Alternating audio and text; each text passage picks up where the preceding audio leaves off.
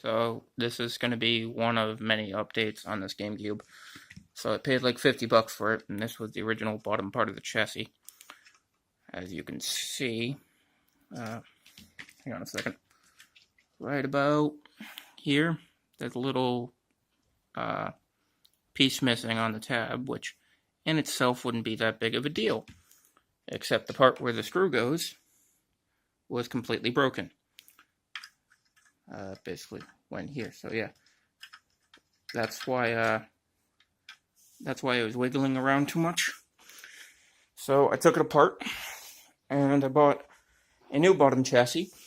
Now apparently the people on eBay, which is where I bought this from, don't know what like new means, because there's a little scuff here, but there's also a piece of the chassis missing just ever so slightly here.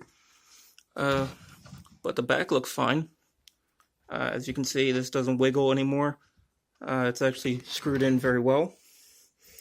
This still wiggles a little bit, but that's not big a deal. So if we go ahead and power it on, we can see the GameCube starts up fine. I don't have any games still, so that's why it's going to be one of many updates. There's a lot of things I want to do to this. Reset button works.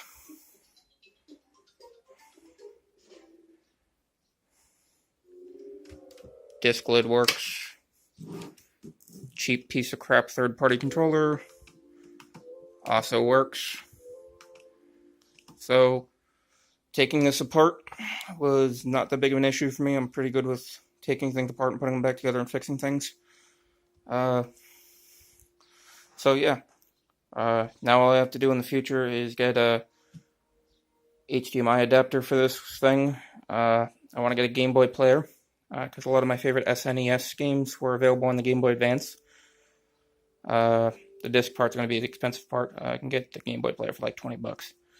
So there will be more updates on this GameCube.